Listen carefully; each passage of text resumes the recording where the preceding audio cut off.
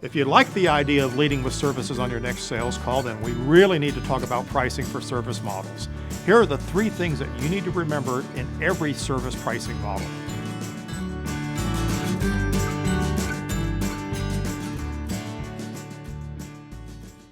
So, 3 things. Let me give you another list here. 3 things every service model, pricing model needs. Here's a conversation. Here's a value conversation. Here's an outcome conversation based on ROI.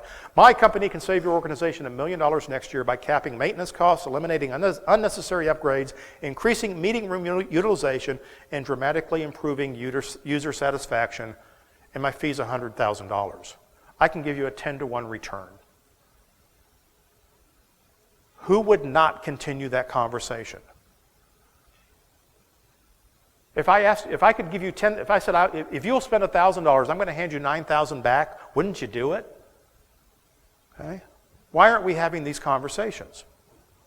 Okay. So make your service pricing really simple. There's 3 methods to calculate price. There's the outcome base. It's something real simple. 100% uptime.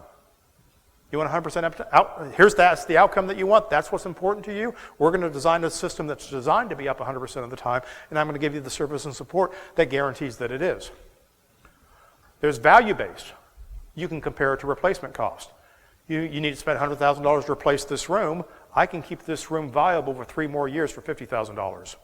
What would you rather spend your money on? And it's cost-based. It's a percentage of what it would cost the customer to do themselves.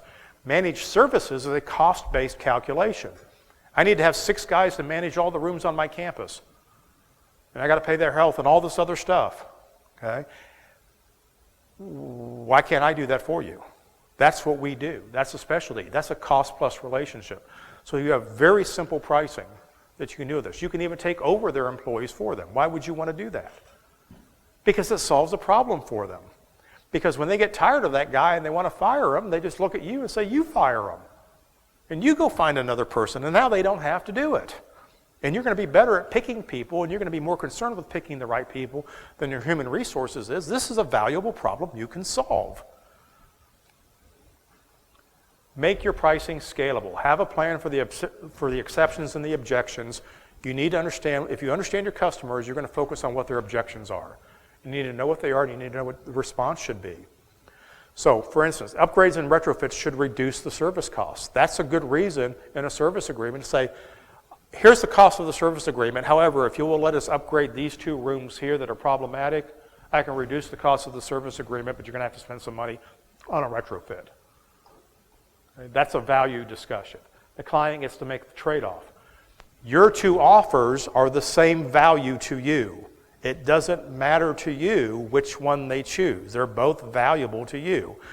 You're going to make margin to deliver a good product here or here. It's the customer's choice. What's more valuable to them? We focus on things that are valuable to us. Focus on what's valuable to the customer. Selective rebuttals. Convenience and response time are very high value items. Okay, so be very selective about how you counter an objection. So you have to stay in the moment, listen to the client objections, and have the right response to it, and be able to price every room in every area independently. Customers do want to see the breakdown. They want to understand how you do things, but we don't have to give them the entire secret sauce. We don't have to give them the calculations. You say, we can manage this group of rooms, and here's the service agreement for that, or the managed service agreement for that, and here's for this group of rooms and this group of rooms, and here's the whole thing. And here's the 1-year, 2-year, and 3-year agreement. That's simple. Okay? That's not how many hours, terms and conditions, exclusions. Make it as simple as you can.